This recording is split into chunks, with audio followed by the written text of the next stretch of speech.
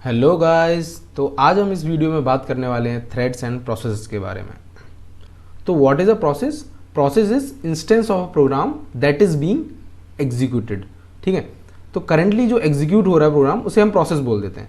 तो जैसे ही program execute होता है, जैसे हमने एक फाइल ली a.java, उसे रन किया, तो जैसे ही प्रोग्राम एग्जीक्यूट होता है और वो रनिंग स्टेट में आता है उसे हम प्रोसेस कह देते हैं। नाउ इंटरनली प्रोसेस एक डेटा स्ट्रक्चर को मेंटेन करता है that is called process control block. Suppose करो आपके पास एक फाइल है a.java, तो अगर आप a.java को 3 बार चलाओगे तो 3 साइमल्टेनियसली प्रोसेस बनेंगे। ठीक है, सबका अपना एड्रेस स्पेस होगा। Let's see process control block का स्ट्रक्चर क्या होता है।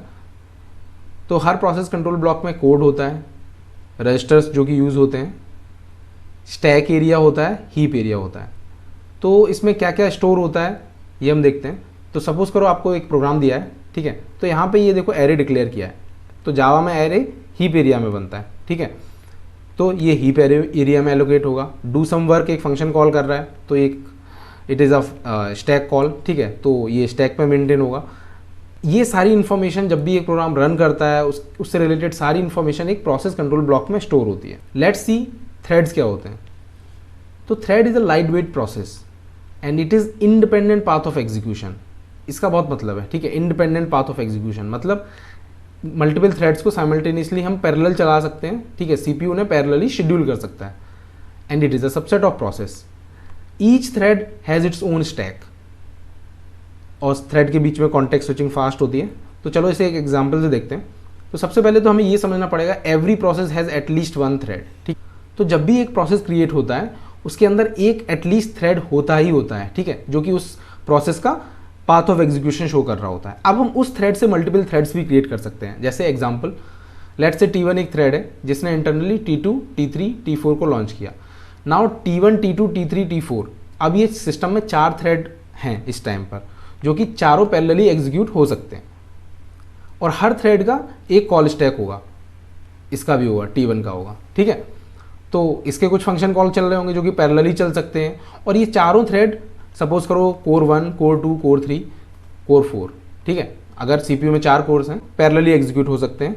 ठीक है, अगर सिंगल कोर प्रोसेसर है तो ये शेड्यूल, अगर सिंगल कोर प्रोसेसर है तो सीपीयू क्या करेगा, इनको कॉन्करेंट वे में एग्जीक्यूट करेगा। पहले T1 एग्जीक्यूट होगा, फिर कुछ टाइम के लिए T2 एग्जीक्यूट होगा, फिर कुछ टाइम के लिए T3 एग्जीक्यूट होगा, ऐसे चलेगा। ठीक है, ये हम पिछले वीडियो में देख चुके हैं। तो चलो एक एग्जाम्पल से समझते हैं। Given an array, compute its sum of square and average. ना आपको एक सिंगल टास्क अचीव करना है जिसके अंदर 3 सब टास्क हैं। तो अगर हम सिंपली इस प्रोग्राम को लिखना चाहें तो हम कैसे लिखते हैं? Something like this, right. हमने एक उस एरे को फिल किया सबसे पहले कुछ नंबर से। ठीक है, ये एरे हमें गिवन भी हो सकता था। Then we perform 3 task. चलो इसका फ्लो ऑफ एग्जीक्यूशन देखते हैं। मेन थ्रेड आया, ठीक है, उसने फिल एरे किया, तो ये सिंगल थ्रेड में काम कर रहा होगा। देन इसी सेम थ्रेड में व्हाट वी डिड, कंप्यूट सम।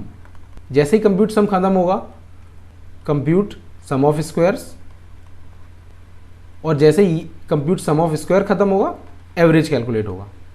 तो देख रहे हो ये सिक्वेंशियल एग्जीक्यूट हो रहा है। ठीक है, सपोज करो अगर हम इसे पैरेलल कर पाए किसी तरीके से तो we can easily see these 3 task are independent, they can be executed in parallel. तो हम क्या करेंगे, इस सिंगल थ्रेड से फिल एरे तक तो एक सिंगल थ्रेड चलेगा जो कि मेन थ्रेड होगा। ठीक है, उसके बाद हम इसे 3 सेपरेट टास्क में तोड़ सकते हैं, जो कि सम एग्जीक्यूट करेगा, स्क्वायर एग्जीक्यूट करेगा, सम ऑफ स्क्वायर एग्जीक्यूट करेगा और एवरेज एग्जीक्यूट करेगा। और फाइनली ये एक दूसरे का वेट करके फाइनली हमें आंसर दे सकते हैं। तो हम इसे जावा में कैसे करेंगे ये हम देखेंगे, सेपरेट थ्रेड्स कैसे क्रिएट करते हैं। Let's see communication between processes. तो डिफरेंट प्रोसेसेस के बीच में कम्युनिकेशन कैसे होता है? It can be done either bye remote procedure calls और बाय सॉकेट्स। तो अगर आपके पास P1, P2 है, अगर आपको इन दोनों के बीच में कम्युनिकेशन करना है, हम RPC कॉल्स यूज़ कर सकते हैं, सॉकेट प्रोग्रामिंग यूज़ कर सकते हैं, पाइप्स यूज़ कर सकते हैं, बहुत सारी चीज़ें हैं। ठीक है, हम इस प्लेलिस्ट में डिस्कस नहीं करने वाले हैं, ये सारा डिस्ट्रीब्यूटेड प्रोग्रामिंग में आएगा, तो हम इसे बाद में देखेंगे। एक और होता है इंटर थ्रेड कम्युनिकेशन। सपोज करो 3 थ्रेड है T1, T2, T3, अगर इनको आपस में कम्युनिकेट करना है तो इसे बोलते हैं हम inter thread communication.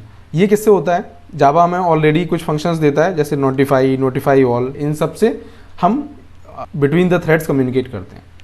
What should you choose, आपको एक ऐप डिज़ाइन करना है तो आप मल्टीपल प्रोसेसेस से उसको अचीव करेंगे या मल्टीपल थ्रेड्स से। ठीक है, एक प्रोसेस होगी जिसके अंदर मल्टीपल थ्रेड्स होंगे। तो ये डिपेंड करेगा आपका यूज़ केस कैसा है। If your application is going to be distributed, जैसे मल्टीपल नोड्स के अक्रॉस अगर वो शेयर होने वाला है तो आपको मल्टीपल प्रोसेसेस में जाना पड़ेगा। अगर वो एक सिंगल मशीन पर चल सकता है और एक सिंगल यूज़ केस के साथ कुछ बैकग्राउंड टास्क करने हैं, कुछ फोरग्राउंड टास्क करने हैं, तो वो T1, T2, T3 या मतलब मल्टीपल थ्रेड से एग्जीक्यूट करा सकते हैं।